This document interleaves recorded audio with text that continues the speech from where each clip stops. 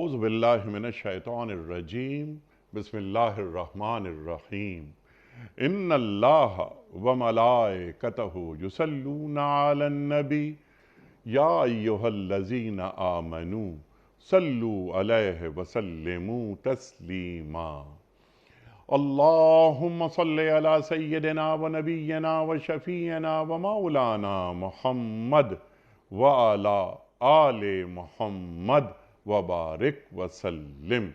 محترم خواتین و حضرات، السلام علیکم۔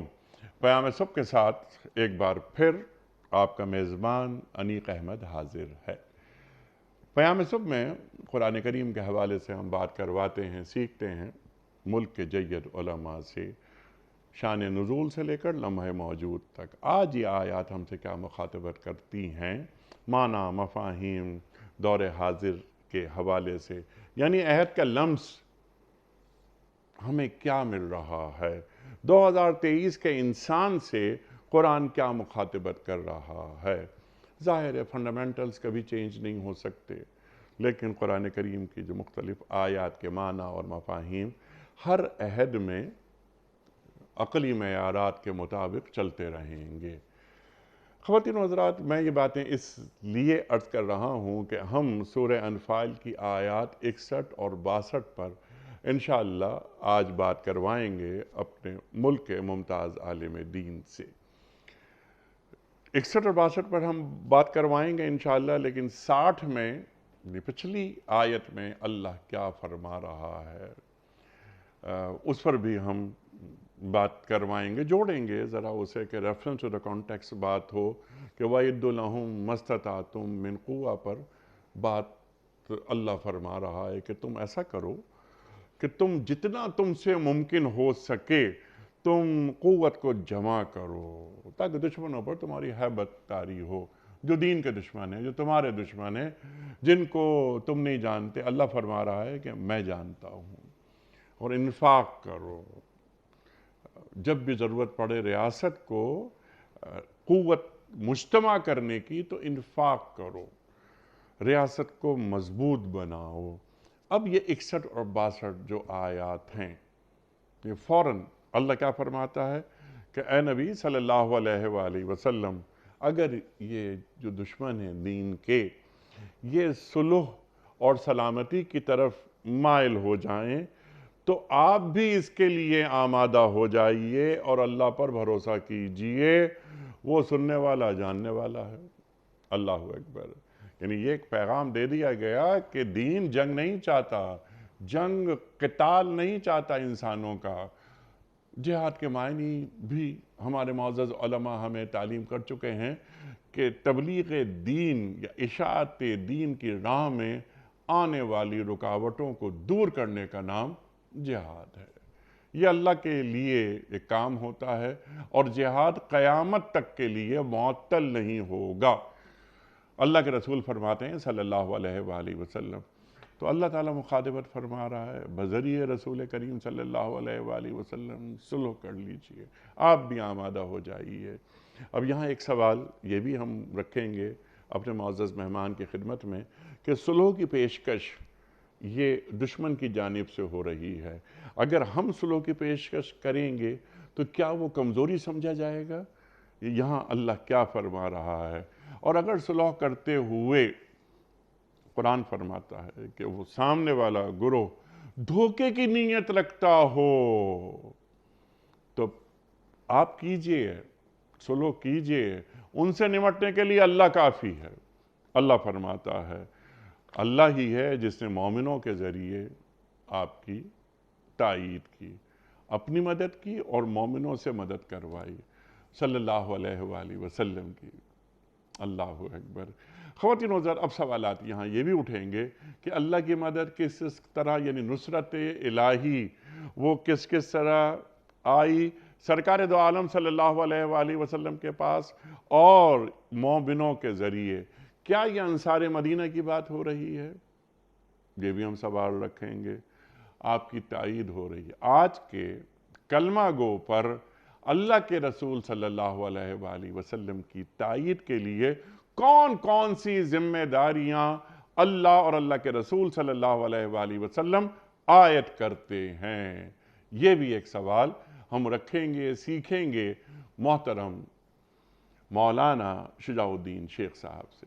ख़वातीन व हज़रात, कौन आपसे वाकिफ़ नहीं, हमारे मुल्क का मकबूल नाम, महबूब नाम, शागिर्द ख़ास मोहतरम डॉक्टर असरार अहमद साहब अलैहिर्रहमा।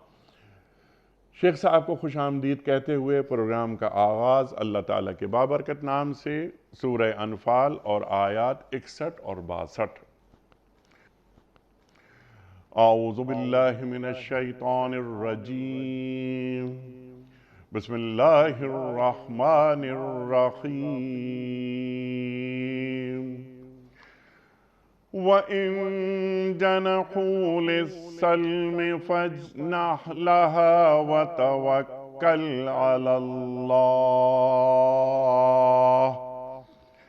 इन्नहू हुवस्समीउल अलीम। व इन युरीदू अन यख़दऊक फ़इन्न हस्बकल्लाह,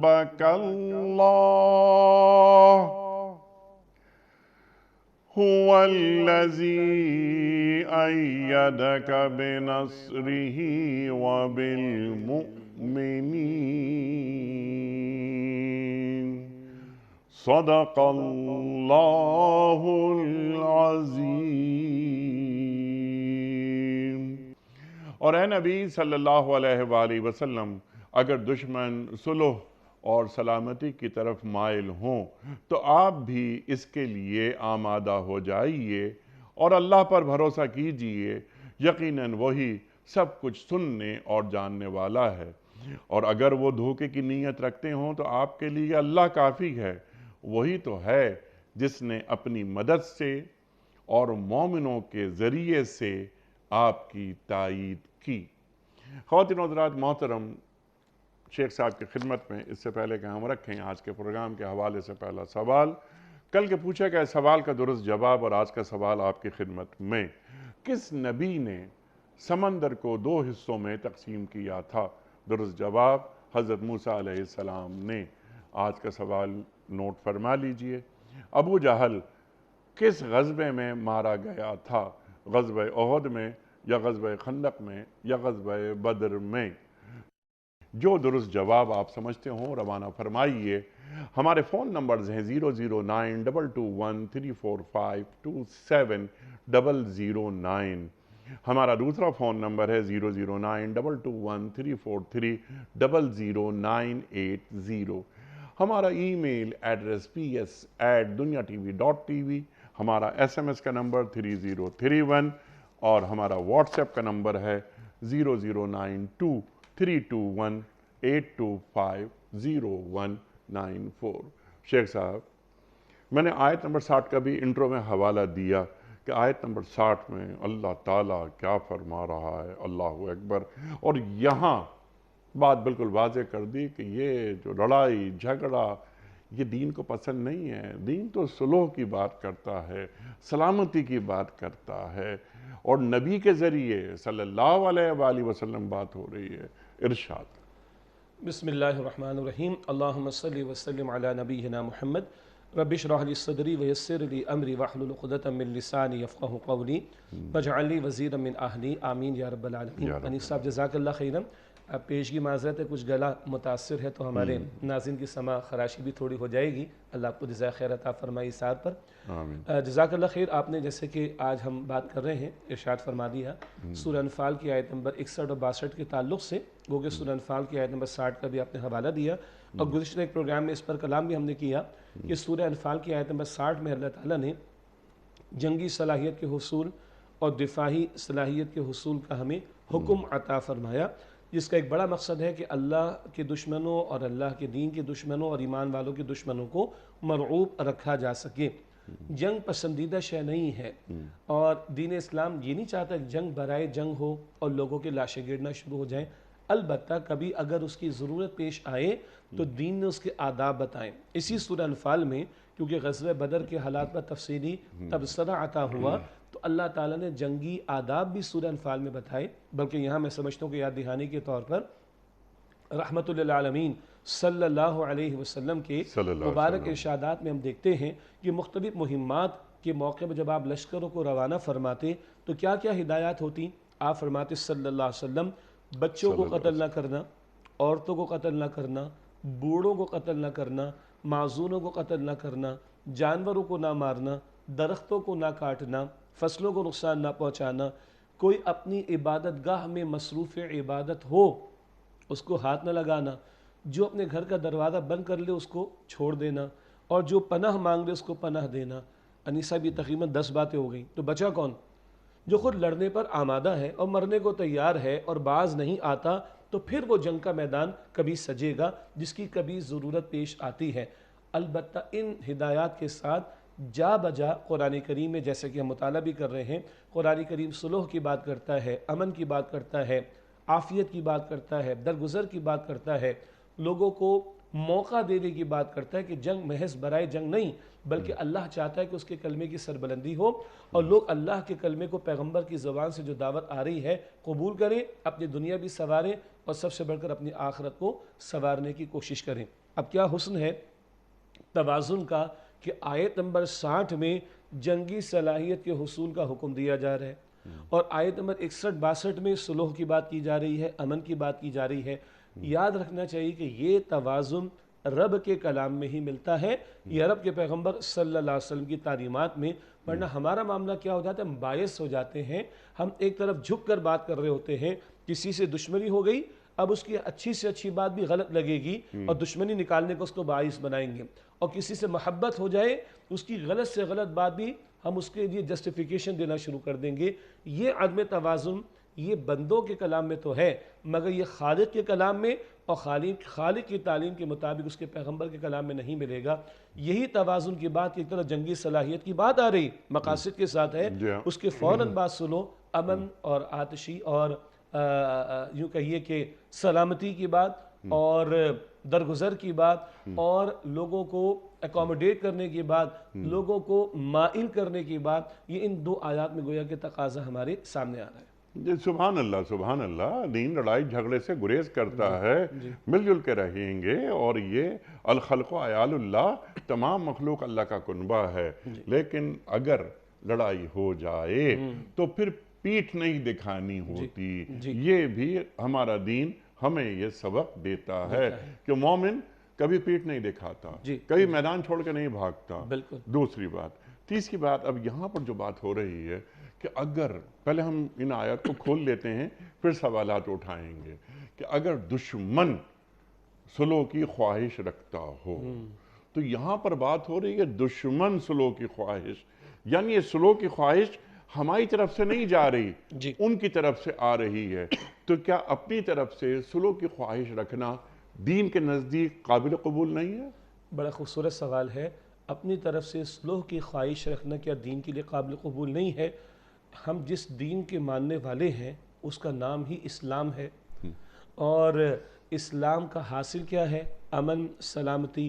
تو بندہ مومن تو دوسروں، بلکہ حدیث مبارک جو معروف ہے، مسلمان وہ جس کی زبان اور ہاتھ سے دوسرے مسلمان محفوظ رہیں، یہ ایک حدیث کی روایت۔ ایک روایت مسلمان وہ جس کی زبان اور ہاتھ سے دوسرے محفوظ رہیں۔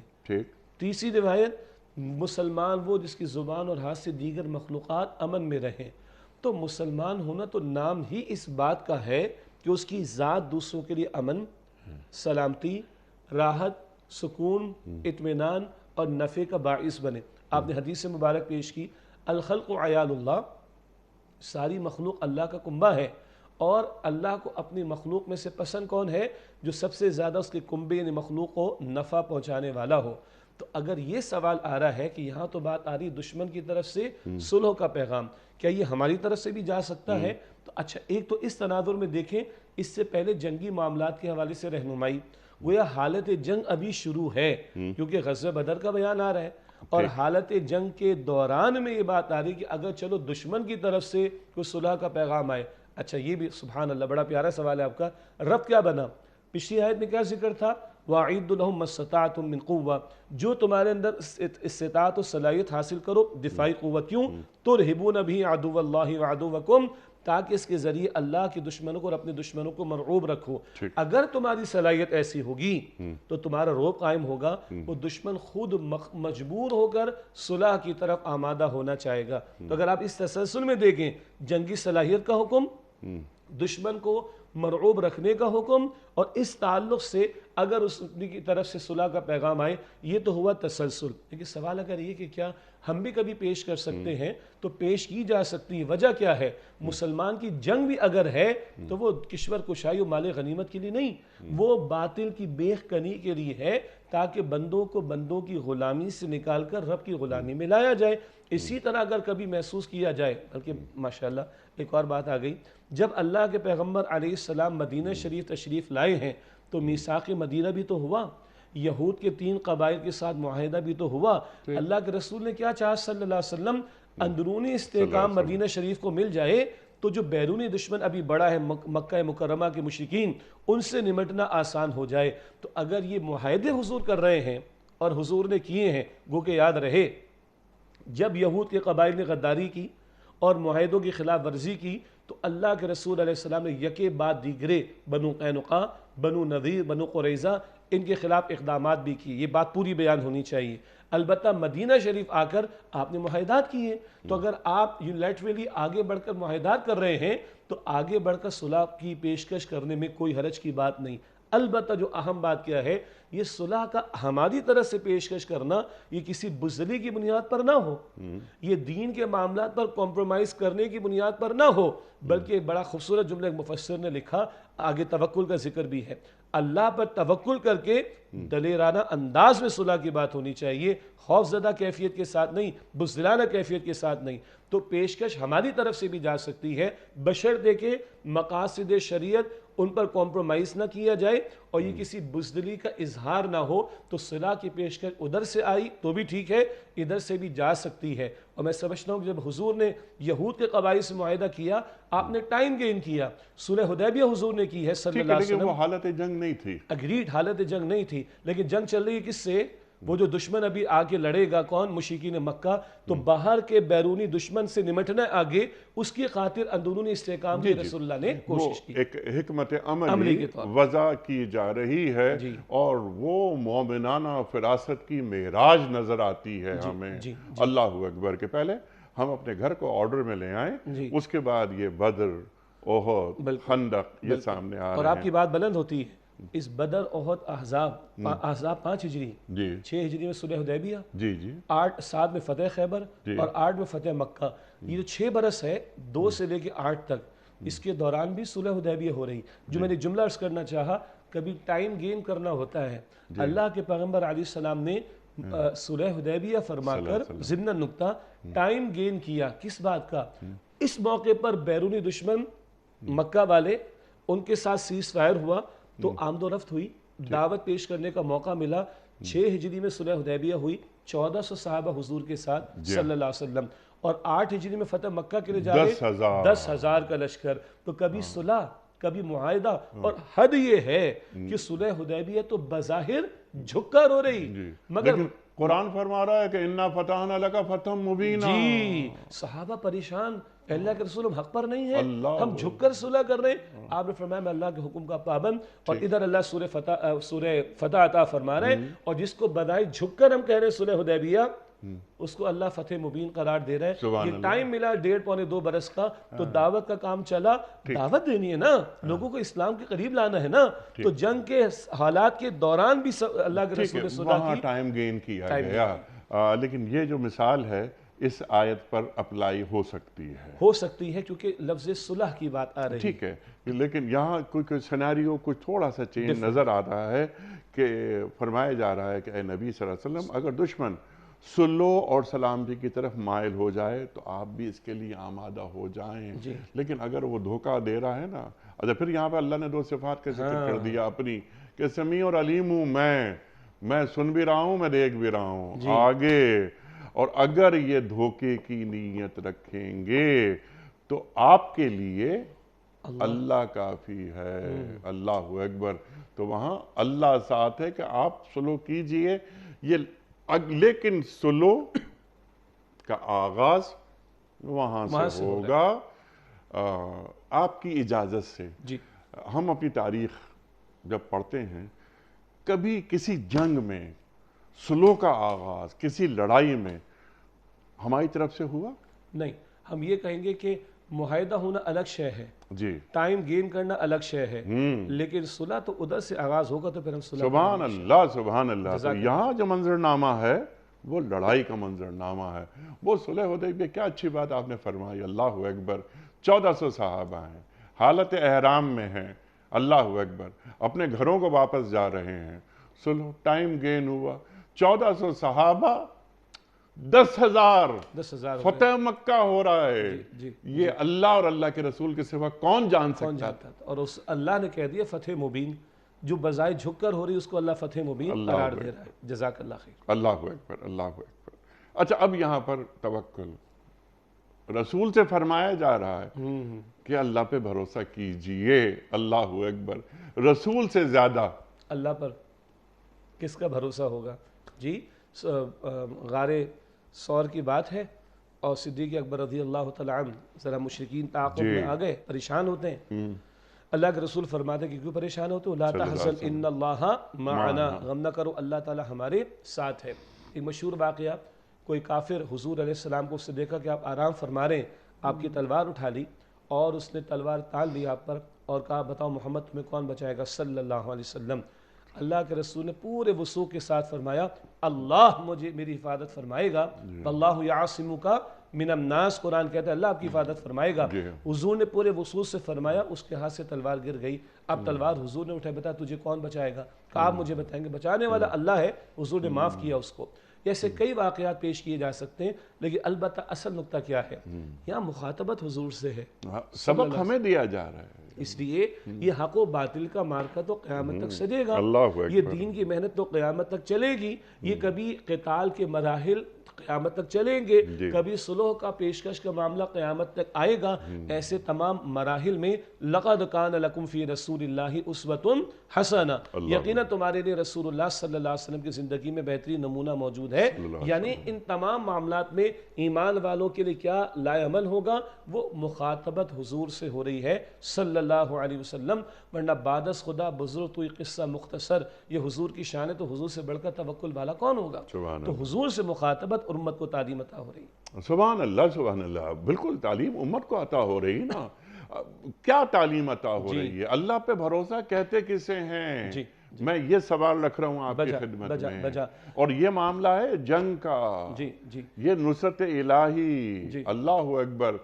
فلم تقتلوہم ولکن اللہ قتلہم وما رمیتا اذ رمیتا ولکن اللہ رما، ولکن اللہ رما۔ بجا یہ بھی سورہ انفال میں الفاظ ہیں۔ جی، اب یہ آپ نے بڑا خوبصورت اور تفصیل طلب موضوع کھولا۔ یہاں اللہ کی نصرت سے کیا مراد ہے؟ اچھا، پہلی بات حالات جنگ ہیں، اس کے دوران میں صلح کی پیشکش ادھر سے تو اندیشے ہوتے ہیں نا کہ خیانت تو نہیں کریں گے، جیسے قرآن پاک کہتا ہے دھوکہ تو نہیں دیں گے، کوئی اس وقت وقتی طور پر چال تو نہیں چل رہے، پھر ہمیں نقصان تو نہیں پہنچائیں، یہ اندیشے تو آ سکتے ہیں نا۔ اور ہم نے اس کو کلیریفائی کر دیا کہ حضور سے مخاطبت اور امت کو تعلیم عطا ہو رہی ہے، تو جنگ کا میدان سجا ہے، سامنے کی طرف سے پیشکش آ رہی ہے، تمہیں اندیشہ ہو سکتا ہے، تمہیں خدشات ہو سکتے ہیں، تمہارے سامنے اف اینڈ بٹ والی باتیں آ سکتی ہیں، یہ چال تو نہیں چلے گا، یہ پینترا بدل کے نقصان تو نہیں پہنچائے گا، کوئی حرج نہیں، محض جنگ مطلوب تھوڑا ہی ہے۔ اگر یہ پیشکش آ رہی ہے تو تم اللہ پر توکل کر کے اس پیشکش کو قبول کرو اور صلح پر آمادہ ہو جاؤ، اور اللہ سمیع ہے۔ یہ کیا مشورے کر رہے ہیں، یہ کیا سازشیں کر رہے ہیں، یہ کیا پلاننگ کر رہے ہیں، یہ کیا گفتگو کر رہے ہیں، اللہ اسے بھی جانتا ہے، اللہ علیم بھی ہے۔ یہ اگر کوئی سازش کرنا چاہیں گے، تمہارے خلاف کوئی ایکشن لینا چاہیں گے، تمہیں کوئی دھوکہ دینا چاہیں گے، تو یہ بات اللہ کے علم سے باہر نہیں ہے۔ تم کیا کرو؟ اللہ کی نصرت پر یقین رکھو، اللہ پر توکل کرو، اللہ پر بھروسہ رکھو۔ اللہ کون؟ پوری کائنات کا خالق، پتہ حرکت کر نہیں سکتا اس کے اذن کے بغیر، جی کوئی سازش چل نہیں سکتی اس کے اذن کے بغیر، کوئی شے نقصان نہیں پہنچا سکتی اس کے اذن کے بغیر۔ اللہم لا مانع لما اعطیت ولا معطی لما منعت ولا ينفع ذا الجد منک الجد، ہر نماز کے بعد کے کلمات بڑے قیمتی۔ اللہم لا مانع لما عطیت، اے اللہ جو تو دینا چاہے نفع نقصان کوئی روک نہیں سکتا، ولا معطی لما منعت، جو تو نہ دینا چاہے کوئی دلوا نہیں سکتا، ولا ينفع ذا الجد منک الجد، اور اللہ تیرے اختیار کے مقابلے میں کسی کا اختیار چلنے والا نہیں۔ تو یہ توکل رکھو، خدشات کو ایک طرف، خوف نہ کرو، بزدلانہ کوئی معاملہ نہ ہو جائے، اللہ پر توکل کر کے تم جو ہے وہ ان سے صلح کا معاملہ کرو، اور اللہ نے تمہاری نصرت فرمائی۔ آگے حضور سے مخاطباً ہم اس کو جنرلائز کریں گے، اللہ تمہاری نصرت فرمائے گا۔ قرآن کریم ایک جگہ فرماتا ہے سورہ آل عمران میں، ان ینصرکم اللہ فلا غالب لکم، اگر اللہ تعالیٰ تمہاری مدد فرمائے تو کوئی تم پر غالب نہیں آ سکتا، وَإِن يَخْذُلْكُمْ فَمَنْ ذَا الَّذِي يَنصُرُكُم مِّن بَعْدِهِ، اور اگر اللہ تعالیٰ اپنی مدد کا ہاتھ تم پر سے ہٹا لے، بتاؤ اس کے بعد کون ہوگا جو تمہاری مدد کرے گا؟ تو اللہ کی نصرت تمہیں مل جائے تو تم پر کوئی غالب نہیں آ سکتا۔ سوال اللہ کی نصرت کیسے ملے گی؟ سورہ محمد صلی اللہ علیہ وسلم کی آیت نمبر 7 میں ہے، یا ایھا الذین آمنوا ان تنصروا اللہ ینصرکم ویثبت اقدامکم، اے ایمان والو اگر تم اللہ کی نصرت کرو گے تو اللہ تمہاری نصرت فرمائے گا اور تمہارے قدموں کو مضبوطی عطا کر دے گا۔ اور وہ اللہ کی نصرت کیا ہے؟ اللہ کے کلمے کی سربلندی کے لیے محنت کرنا، اللہ کے دین کی دعوت اور اللہ کے دین کی اقامت کی جد و جہد کرنا۔ اب وہ آیت کوٹ کروں جو آپ نے پیش کی تھی، اگر تم اس کام میں لگو، دعوت دین کا عمل، اقامت دین کی جد و جہد، نفاذ دین کی محنت، غلبہ دین کی جد و جہد، اللہ کے کلمے کی سربلندی کے لیے میدان میں آنا، یہ اگر تم کرو تو پھر وہ مقام آتا ہے کہ نصرت الہی کا وہ عالم ہوتا ہے کہ اللہ فرماتا ہے کہ عمل تم کر رہے ہو، اصل میں تم نہیں کر رہے، اصل میں تو میں کر رہا ہوں، ظاہر میں عمل تمہارا ہے، اللہ فرماتا ہے تمہارا نہیں میرا عمل ہے۔ یہ ہے جو آیات سورہ انفال ہی میں آیت نمبر 16 اور 17 میں بدر کے بارے میں، فَلَمْ تَقْتُلُوهُمْ وَلَٰكِنَّ اللَّهَ قَتَلَهُمْ وَمَا رَمَيْتَ إِذْ رَمَيْتَ وَلَٰكِنَّ اللَّهَ رَمَىٰ۔ مسلمانوں تم نے ان کافروں کو قتل نہیں کیا، 70 قتل ہوئے نا ابو جہل سمیت بدر میں، تم نے ان کو قتل نہیں کیا، اللہ نے انہیں قتل کیا ہے۔ اور نبی مٹی آپ نے نہیں پھینکی، مٹی اللہ نے پھینکی ہے۔ اگر اللہ پر توکل ہو اور بندہ اللہ کے دین کی سربلندی کے لیے جد و جہد میں لگے، گویا اللہ کے دین کی نصرت میں لگے، تو پھر نصرت الہی کا یہ عالم ہوتا ہے کہ بندہ عمل کر رہا ہے اور اللہ تعالیٰ فرما رہا ہے کہ تم نہیں، میں یہ عمل کر رہا ہوں۔ یوں نصرت الہی قدم قدم پر بندہ مومن کے ساتھ ہوتی ہے، اور جب اللہ کی نصرت ساتھ ہو تو کسی کی سازش، کسی کا تمہارے خلاف ایکشن لینا، کسی کا تمہارے خلاف تدبیریں کرنا وہ کارگر ثابت نہیں ہو سکے گا۔ تو اللہ پر توکل کرنے کی نصیحت اس مقام پر کی جا رہی ہے صلح کی پیشکش قبول کرنے کے دوران میں۔ سبحان اللہ، سبحان اللہ۔ اور صلح کی پیشکش قبول کر لیجئے اللہ کے بھروسے پر، بجا اللہ کے بھروسے پر۔ اللہ اکبر، اللہ اکبر۔ آگے چلتے ہیں، لیکن اس سے قبل میں چاہتا ہوں یہاں رک کر ایک سوال آپ کی خدمت پہ رکھوں۔ یعنی یہ آیت نمبر 61، ابھی 62 پہ ہم نہیں آ رہے، تو یہ آیت نمبر 61، اللہ پہ بھروسہ، صلح کی پیشکش قبول کرنا، یعنی صلح کی پیشکش کیا، یہاں تو معاملہ الٹا نظر آ رہا ہے کہ ہم صلح کی پیشکش کر لیتے ہیں۔ جیسے کہ آپ نے بات فرمائی کہ مسلمانوں کی تاریخ میں کبھی جنگ کے دوران صلح کی پیشکش نہیں ہوتی کہ سیز فائر کر لیا جائے، یعنی ہے جرم ضعیفی کی سزا مرگ مفاجات، ہم جھکے ہوئے رہتے ہیں۔ تو یہ جو اللہ پہ بھروسہ جو اس آیت میں بیان کیا جا رہا ہے وہ کہاں ہے؟ اور آج امت کو یہ آیت یعنی سورہ انفال کی آیت نمبر 61 کیا تعلیم کر رہی؟ وہ تعلیم تو انیس صاحب ایک شعر کی ترجمانی میں ہے نا کہ وہ ایک سجدہ جسے تو گراں سمجھتا ہے، 1000 سجدوں سے دیتا ہے آدمی کو نجات۔ آج ہم اپنے معاشی حالات کو دیکھ لیں، اپنی معاشرتی کیفیات کو دیکھ لیں، اپنے سیاسی حالات کو دیکھ لیں، اپنے مملکت خداداد کو بھی دیکھیں، امت مسلمہ کو بھی دیکھیں، ہماری دیگر گو صورتحال کو دیکھیں، ہمارے پھیلے ہوئے کشکول کو دیکھیں، اور ہماری ذلت اس سطح پر کہ ہم اپنے اجتماعی فیصلے اپنی مرضی سے کرنے کی پوزیشن میں نہیں، اور ہم صلح کی پیشکشیں کرنا تو چھوٹی بات، جھکتے چلے جا رہے، جو کہو گے مستند ہے ان کا فرمایا ہوا۔ تو وہ واقعہ، وہ بلکہ وہ حدیث مبارک یاد آتی ہے، جب تم اللہ کو چھوڑ کر مخلوق کے ہو رہو اور مخلوق پر توکل کرو، مخلوق سے امیدیں وابستہ کرو، مخلوق کوئی ہماری ذرا معاشرے کی زبان کے اسلام میں ان کو ہی اپنا مائی باپ سمجھو کہ یہ جو کریں گے وہ ہمارے لیے بہتر کریں گے، ورنہ تو ہم مر جائیں گے، اگر ان سے برا کیا ہم نے، ان سے بنا کر نہ رکھی تو مر جائیں گے، ہم شاید پتھروں کے زمانے میں پہنچ جائیں گے۔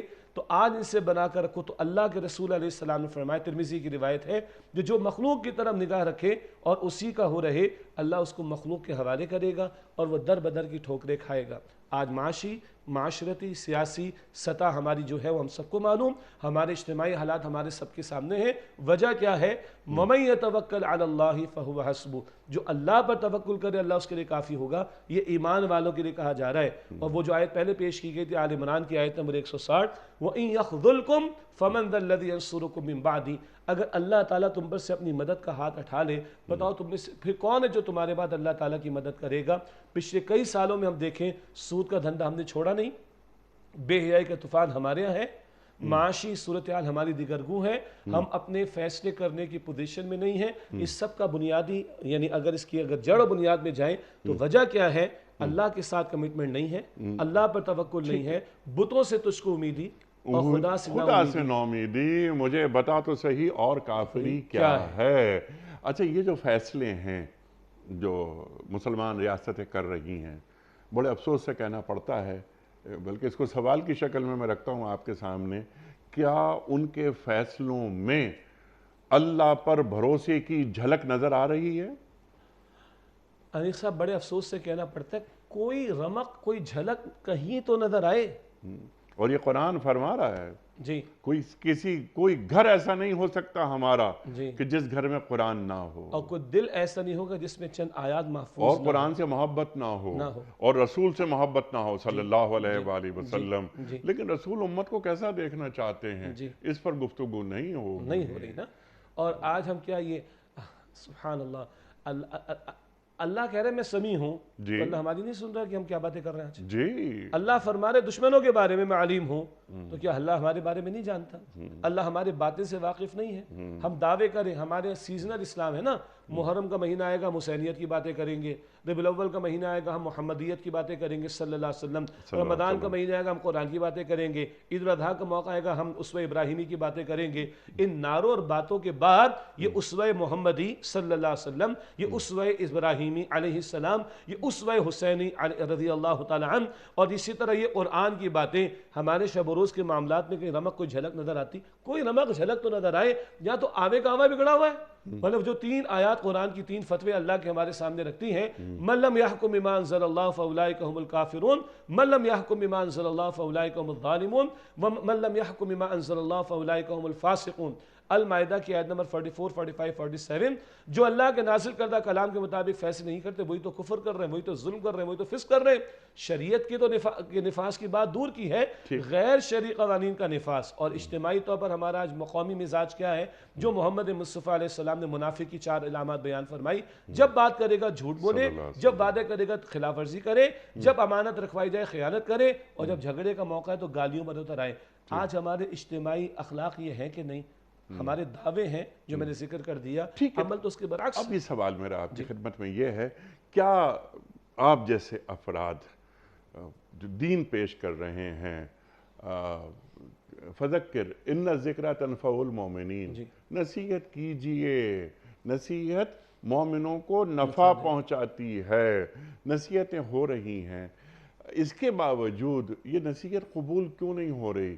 کیا اصلاح کرنے والے اصلاح کرنے کی سکت کھو بیٹھے ہیں، یا جو سماعت کر رہے ہیں ان کے پاس کچھ کمی ہے؟ دونوں طرف کی بات ہے تو بات کڑوی، لیکن دونوں طرف کی بات ہے۔ اچھا، ہم نے سوال اس وقت جو زیر گفتگو رکھا ہے وہ اجتماعی سطح کا معاملہ۔ جی اجتماعی مسلمان، اسی لیے میں بار بار مسلمان ریاستیں یا مسلم گلوب کی بات کرتا ہوں۔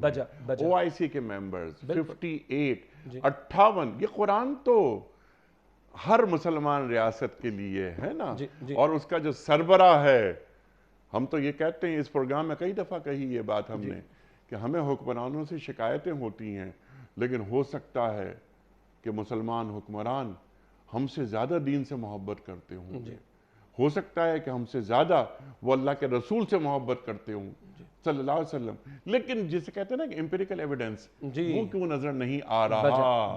بجا بس یہ کرنا چاہ رہے تھے، اس وقت ہم اجتماعی طور پر ہی کلام کر رہے ہیں، انفرادی طور پر تو بڑی پیاری مثالیں چند افراد کی پیش کرنا ممکن ہوگا۔ اب آپ نے فرمایا کیا پیش کرنے والوں کا کوئی مسئلہ ہے، یا جن کی جو سماعت کر رہے ہیں ان کے اندر کوئی مشکل ہے، یہ مسئلہ ہے؟ ہاں، مسنگ لنک کیا ہے؟ جی دیکھیے پیش کرنے والوں میں بھی مسئلہ ہے، میں پوری دیانتداری سے عرض کروں، کیا آج ہم دین کا تصور ایک پورا ہولسٹک انداز میں پیش کر رہے ہیں؟ کیا دین صرف کلمہ پڑھ لینے اور چند نمازوں کے ادا کر لینے کا نام ہے؟ یا دین اپنا غلبہ چاہتا ہے اور آل انکلوسیو پیکج دیتا ہے؟ تو آج تو ہم بڑی سستی راہیں بتا رہے لوگوں کو کہ جناب یہ تم نے مطلب میں بڑے اعلیٰ عہدیدار کے دفتر میں بیٹھا تھا، وہاں پہ ایک صاحب نے حدیث پیش کر دی، من قال لا الہ الا اللہ دخل الجنہ. بڑے صاحب تھے، بڑے صاحب کے پاس اپنا فائل لے کر آئے تھے، جمعہ پڑھانے کا وہاں اتفاق ہوا. تو میں نے کہا محترم یہ ایک ہی حدیث نہیں ہے رسول اللہ علیہ السلام کے اقوال میں، اس حدیث کو ہم مانتے ہیں، حدیثیں تو اور بھی ہیں کہ حرام سے پلا ہوا جسم جہنم کا مستحق ہوگا، تو یہ حدیث بھی تو ہمارے سامنے رہے نا، پیکج پورا آنا چاہیے. تو دین کا ہولسٹک پہلو کہ وہ ایمانیات کی بات بھی کرتا ہے، عبادات بھی سکھاتا ہے، معاملات بھی بتاتا ہے، حقوق و العباد بھی بتاتا ہے، اس سے آگے بڑھ کر وہ اجتماعی نظام کے لیے رہنمائی دیتا ہے، اور لیظہرہ علی الدین کلہ کا تقاضا کرتا ہے کہ اس دین کے غلبے کی جد و جہد ہو.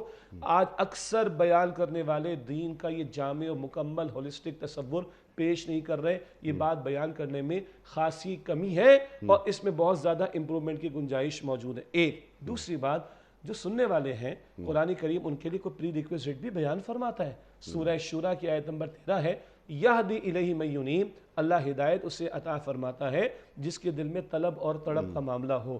تو یہ طلب پیدا کرنی پڑتی ہے، یہ تڑپ پیدا کرنی پڑتی ہے. طلب تھی سلمان فارسی میں رضی اللہ عنہ، اللہ فارس سے محمد مصطفیٰ علیہ السلام کے پاس لے آیا صلی اللہ علیہ وسلم. اور ابو لہب میں طلب نہیں تھی، محمد مصطفیٰ قرآن پاک سنا رہے، قرآن عظیم سنا رہے، عربی اس کو آتی ہے، سوئچ آف ہے، اسے سورہ لہب مل گئی.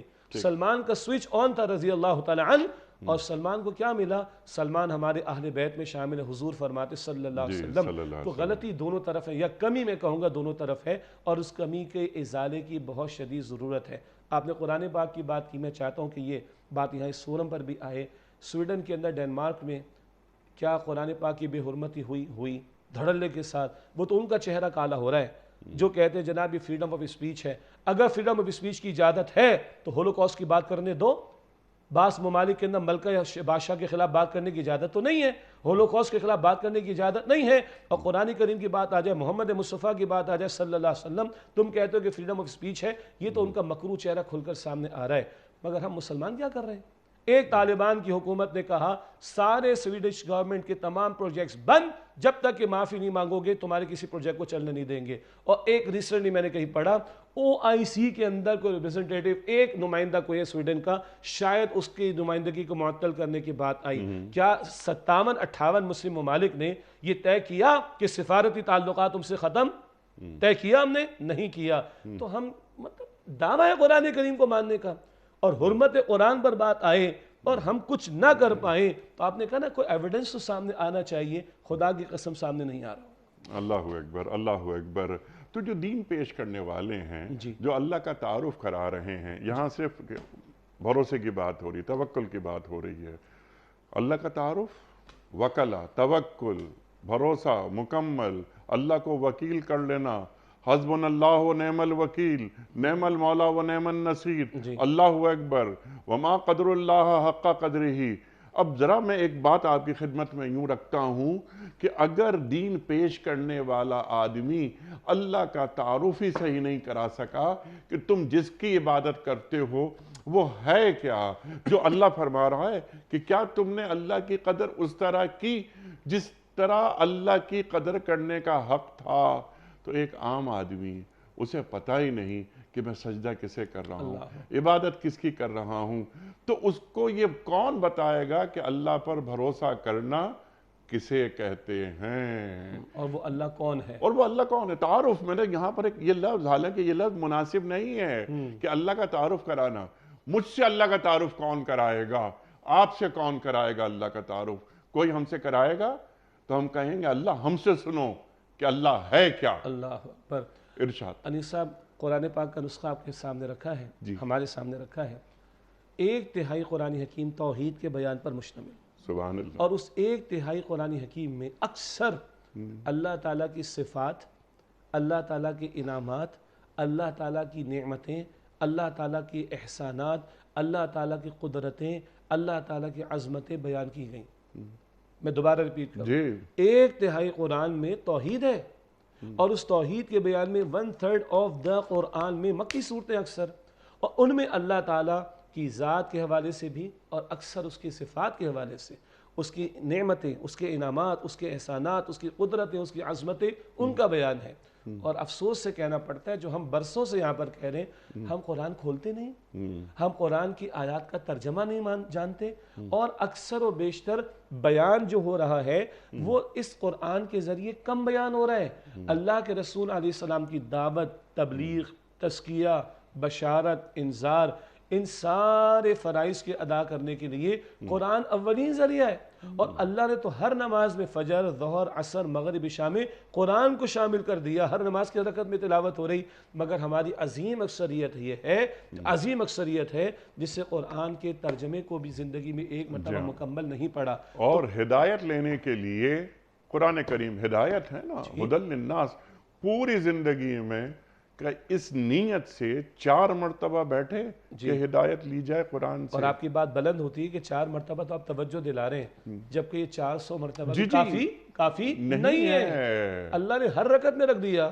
اللہ اکبر، یہ وہ سلیبس ہے، 4-6 برس کا مسلمان بچہ، 100 برس کا مسلمان بوڑھا، امریکن، یورپین، افریقن، پاکستانی، عالم دین، مجھ جیسا عام مسلمان جب نماز میں کھڑا ہوگا اسی قرآن کی تلاوت کرے گا، سنے گا، اور اللہ کی قسم یہ قرآن ہلاتا ہے، اللہ کی قسم یہ نظارے کراتا ہے۔ ان فی خلق السماوات والارض واختلاف اللیل والنہار لآیات لأولی الالباب، آسمان و زمین کی تخلیق میں، رات دن کے بدلتے نظام میں سارے عقل مند لوگوں کے لیے نشانیاں ہیں۔ ذرا کھولے نا اس کو، آسمانوں کی وسعت، زمین کی وسعت کا معاملہ، دن رات کے نظام کا معاملہ، یہ گیلیکسیز کا تصور، یہ سولر سسٹم کا تصور، یہ جا بجا اس کائنات میں پھیلی ہوئی مخلوقات، ان کا پیدا کرنے والا، ان کو زندگی دینے والا، ان کو رزق دینے والا کون؟ وہ اللہ سبحانہ وتعالی۔ افی اللہ شک فاطر السماوات والارض، کیا آسمان و زمین کے پیدا کرنے والے اللہ کے بارے میں شک ہے؟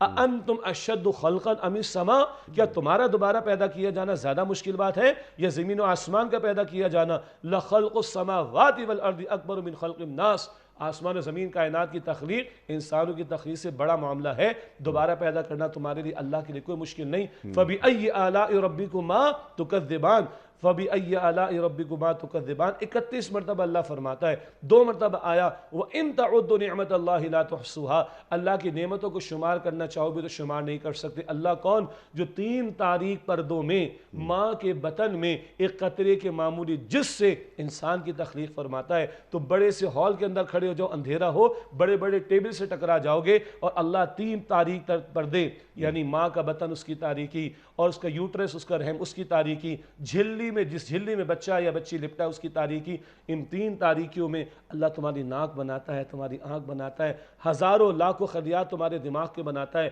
یہ کان، یہ دل، یہ گردے، یہ ہاتھ، یہ ناخن، یہ بال، وہ اللہ سبحانہ وتعالی۔ افی اللہ شک فاطر السماوات والارض، کیا اللہ کے بارے میں تمہیں کوئی شک ہے جس نے آسمان و زمین کو بنایا؟ آپ گنتے چلے جائیے۔ ٹھیک ہے، شک بالکل بھی نہیں ہے، لیکن بات ہو رہی ہے یہاں بھروسے کی۔ ہاں تو تعارف ہوگا تو بھروسہ کریں گے نا۔ تو بھروسہ ہی نہیں ہو رہا۔ ہم تو سمجھ رہے ہیں کہ جو آج $1 ارب مجھے دے رہا ہے وہی مائی باپ ہے۔ جی، اور میں اہل ایمان ہوں، جی، تو میں دنیا کو، یہ بڑی مالیاتی جو بڑے ادارے ہیں ان کو اس انداز سے نہیں دیکھوں، یہاں سے نہیں دیکھوں گا، نہیں جس طرح غیر مسلم دیکھتا ہے، جی ماتا پرست دیکھتا ہے۔ تو ایک مسلمان کی نفسیات میں اور ایک غیر مسلم کی نفسیات میں زمین آسمان کا فرق ہوتا ہے۔ وہ اللہ کو اس طرح دیکھتا ہے جو آپ نے صفات بیان فرمائی کہ قرآن کریم میں اللہ اپنا ذکر کس کس طرح کر رہا ہے۔ اور کیا بڑی خوبصورت بات آئی کہ ایک غیر مسلم جو خدا کو نہ مانتا ہو اور ایک مسلمان جو اللہ کو مانتا ہو، کیا نفسیات کا فرق ہے؟ وہ اس ظاہر کی نگاہ سے ظاہر کو سب کچھ سمجھتا ہے، اور ایمان والا کہتے ہیں تو کچھ بھی نہیں ہے۔ الذین یؤمنون بالغیب، اس کا ایمان تو غیب سے شروع ہوتا ہے، ان سین سے شروع ہوتا ہے، کہ جو پوری کائنات کا چلانے والا ہے، اس کے لیے زمین کے 8-10 ارب 7-8 ارب لوگوں کے مسائل حل کرنا کوئی مشکل بات نہیں ہے۔ اللہ اکبر، جو اس کائنات کو رزق فراہم کر رہا ہے، میرا کچن وہ چلا سکتا ہے، جی، اور اس سے ذمہ لیا، ذمہ لیا۔ ما من دابۃ فی الارض الا علی اللہ رزقها، سورہ ہود میں 12ویں پارے کی شروع میں کوئی جاندار زمین پر نہیں جس کے رزق کی ذمہ داری اللہ نے نہ لی ہو. اللہ کی قسم بچہ ماں کے بطن سے باہر بعد میں آتا ہے, اس کی ماں کے وجود میں اللہ غذا پہلے تیار کرتا ہے. بندوں کو زمین پر اللہ نے بعد میں بھیجا ہے, زمین کو خوراکوں اور وسائل سے اللہ نے پہلے بھر کے پھر بندوں کو زمین پر بھیجا. اللہ اکبر, اللہ اکبر, اللہ اکبر. تو وہ جو میں نے ایک سوال یہ رکھا تھا کہ کیا ہم میں اصلاح کی جو صلاحیت ہے کیا وہی ختم ہوتی جا رہی ہے کہ بات میں تاثیر نہیں پیدا ہو رہی؟ قرآن سے زیادہ مضبوط پیغام کیا ہو سکتا ہے کہ قرآن جب بیان کیا جاتا ہے تو بات میں خود بخود تاثیر پیدا ہو جاتی ہے. نہ سننے والا بھی قرآن سنتا ہے, لیکن اس کے بعد پھر وہی وہ اقبال فرماتے ہیں نا کہ نماز ہو, روزہ ہو, قربانی ہو, حج, یہ سب باقی ہے, تو باقی نہیں ہے. بجا اللہ اکبر. اچھا شیخ صاحب 2-3 بڑے پوائنٹس, لیکن 5 منٹ رہ گئے ہیں صرف. اچھا اب یہ کہ یہ بات کہ اگر وہ دھوکے کی نیت رکھتے ہوں جن سے سلوک کی جا رہی ہے تو آپ سلوک کر لیجئے, ان سے نمٹنے کے لیے میں ہوں. بالکل اللہ فرمائے ان سے نمٹنے کے لیے میں ہوں. دین وہی سلامتی کی بات کرتا ہے, امن و آشتی کی بات کرتا ہے. آپ کیجئے سلوک, میں ہوں اور اللہ آپ کے لیے کافی ہے. اللہ نے آپ کی مدد فرمائی اپنے ذریعے اور مومنوں کے ذریعے. اللہ اکبر, اللہ مدد فرما رہا ہے. مومن نبی کی مدد کس طرح کرتے ہیں؟ میں نے انٹرو میں ایک حوالہ دیا تھا, کیا یہاں مدینہ کے جو انصار ہیں ان کا ذکر کیا جا رہا ہے؟ بجا صرف ایک جملہ اور اس پر آ جاتے ہیں انشاءاللہ. ایمان والوں کی اور مسلم ریاستوں کی جو خارجہ پالیسی ہے نا, وہ اللہ پر توکل کرتے ہوئے ترتیب پانی چاہیے, اور وہ کوئی بزدلانہ انداز سے نہ ہو, دلیرانہ انداز سے ہو. سلو کر لو جاؤ, اگر یہ کوئی خیانت کریں گے تو پریشان نہ ہونا, اللہ پر تمہارا توکل ہونا چاہیے, اللہ تعالیٰ تمہارے ساتھ ہوگا انشاءاللہ تعالیٰ. ایک بات, اب اللہ نے نصرت فرمائی اور اللہ نے ایمان والوں کے ذریعے نصرت فرمائی. کبھی موسیٰ علیہ السلام کا دور تھا اور موسیٰ علیہ السلام نے پکارا آؤ راہ خدا میں قتال کرو, تو صاف جواب دے دیا فَاذْهَبْ أَنْتَ وَرَبُّكَ فَقَاتِلَا إِنَّا هَاهُنَا قَاعِدُونَ. موسیٰ آپ جائیے, آپ کا رب جا کے قتال کیجئے, ہم تو آپ کے ساتھ نہیں آتے. یہ کوڑا جواب دیا تھا موسیٰ علیہ السلام کے ساتھیوں نے. انہوں نے اللہ کے سامنے اپنی کمزوری رکھی ہے, اللہ بس میرا اختیار میرا اور میرے بھائی ہارون پر چلتا ہے, مجھے تو معاف فرما دے. لیکن جب بدر کے میدان کے سجنے سے پہلے مشاورت کا معاملہ ہوا تو حضور علیہ السلام نے مشاورت فرمائی ہے. حضور پر وہی آ رہی ہے مگر مشورے کی سنت قیامت تک امت چلے گی, حضور عطا کر گئے. تو مہاجرین میں سے صحابہ تقریریں کر رہے ہیں, حضرت مقداد تقریر کر رہے ہیں, صدیق اکبر رضی اللہ تعالیٰ عنہ کر رہے ہیں, عمر فاروق کر رہے ہیں رضی اللہ تعالیٰ عنہ مجمعین. حضور معاذین حکم دیجئے. حضور انتظار میں تھے, انصار کی طرف سے بھی تو بات آئے نا, انصار کی طرف سے بھی تو بات آئے. سعد بن معاذ کھڑے ہوئے رضی اللہ عنہ, کانکا تعنینا, اے اللہ کے رسول لگتا ہے کہ آپ ہماری طرف روح سخن کیے ہوئے. کیوں؟ جب بیعت عقبہ ثانی ہوئی تھی ہجرت سے پہلے, تو انصار نے آ کر کہا تھا جو یثرب سے مکہ مکرمہ آ کر ایمان لائے تھے, حضور تشریف لائیے, ہماری جان, ہمارا مال, ہماری اولاد, ہمارے گھر والوں سے بڑھ کر آپ کی حفاظت کریں گے. تو اللہ کے رسول کا چہرہ دمک گیا کہ جب سعد بن معاذ نے کہا حضور شاید آپ کا انصار مدینہ کی طرف روح سخن ہے کہ جنہوں نے وعدے آپ سے کیے تھے, اللہ کے پیغمبر آپ حکم دیجئے. ہم آپ حکم دیجئے, آپ کی آنکھوں کو اللہ ہمارے ذریعے ٹھنڈک عطا فرمائے گا. آپ حکم دیجئے گھوڑے ہم سمندر میں ڈال دیں گے. آپ حکم دیجئے آپ کی پیچھے ہم اپنی اونٹیوں کو لاغر کر کے یمن کے علاقوں تک پہنچ جائیں گے. یہ صحابہ حضور کو میسر آئے, یہ انصار نے جذبات کا اظہار کیا, حضور کا چہرہ کھل اٹھا. مہاجرین بھی لڑنے کو تیار اور انصار بھی لڑنے کو تیار. جب یہ جماعت ملی ہے محمد مصطفیٰ علیہ السلام کو, کہہ دیا انہوں نے حضور موسیٰ علیہ السلام کے ساتھیوں پر قیاس نہ کیجئے گا, جان تک پیش کر دیں گے, تب اللہ کی نصرت آ رہی ہے. اور اللہ نے ظاہر کے اعتبار سے ان صحابہ کو حضور کی نصرت کا ذریعہ بنایا. سبحان اللہ, سبحان اللہ, سبحان اللہ, سبحان اللہ. اللہ کی مدد اور ساتھیوں کی مدد. اللہ اکبر. اللہ کی تو مدد ہوتی ہی ہے ہمارے ساتھ, لیکن کیا ہم اللہ کے رسول صلی اللہ علیہ وسلم اور وہ دین جو آپ لے کر آئے اس کی مدد ہم کر رہے ہیں؟ इन तंसुरुल्लाह यंसुरकुम, बजा और फल्लज़ीना आमनु बिही वअज़्ज़रूहु वनसरूहु वत्तबउ नूर अल्लज़ी उनज़िला मअहु उलाइका हुमुल मुफ़्लिहून। सूरह आराफ की आयत नंबर 157 है। जो हुजूर पर ईमान लाए सल्लल्लाहु अलैहि वसल्लम, उनकी ताज़ीम और अदब करें और हुजूर की नुसरत करें और नूर कुरान की इत्तिबा करें, वही कामयाब होंगे। हुजूर की नुसरत क्या है? दावत दीन और निफाज दीन की जिद्दोजहद में। तो अल्लाह की मदद है, दीन की मदद, हुजूर की मदद है, दीन की मदद। और जो ये करे अल्लाह उनकी मदद फरमाएगा और उनके कल्बों को मजबूती देगा। सूरह मोहम्मद की आयत नंबर 7 सल्लल्लाहु अलैहि वसल्लम।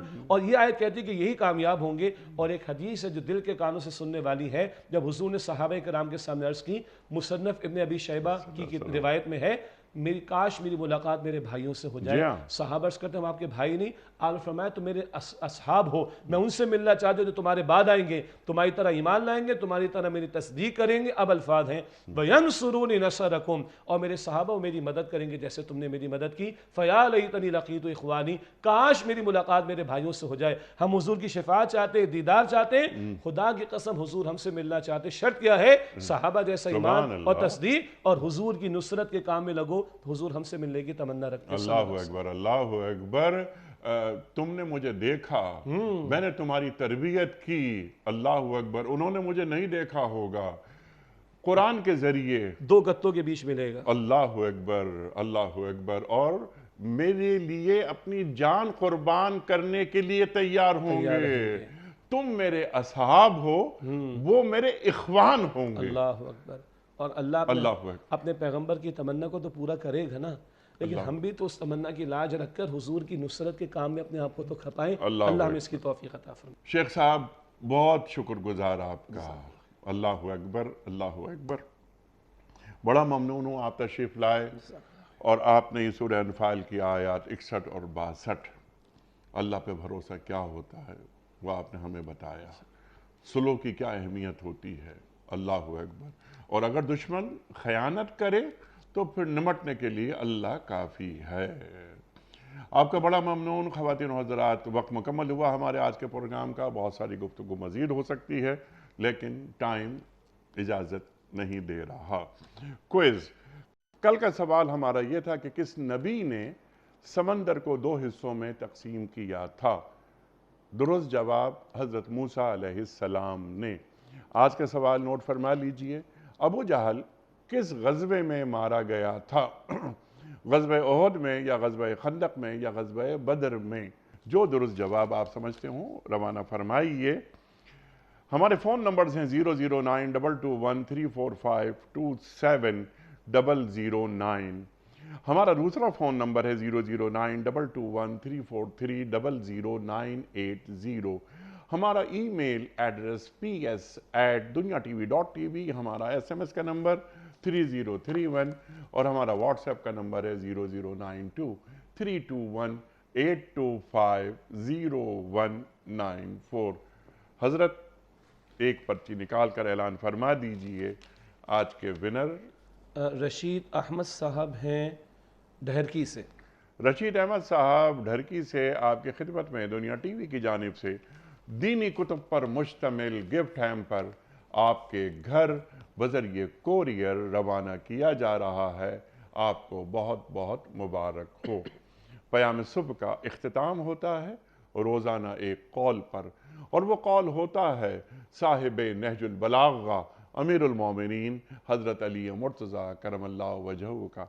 आप फरमाते हैं, इंसान की जितनी हिम्मत हो उतनी ही उसकी कदर व कीमत है। इंसान की जितनी हिम्मत हो उतनी ही उसकी कदर व कीमत है। सुभान अल्लाह, सुभान अल्लाह। अपने मेज़बान अनीक अहमद को कल तक के लिए इजाज़त दीजिए। खुदा हाफ़िज़।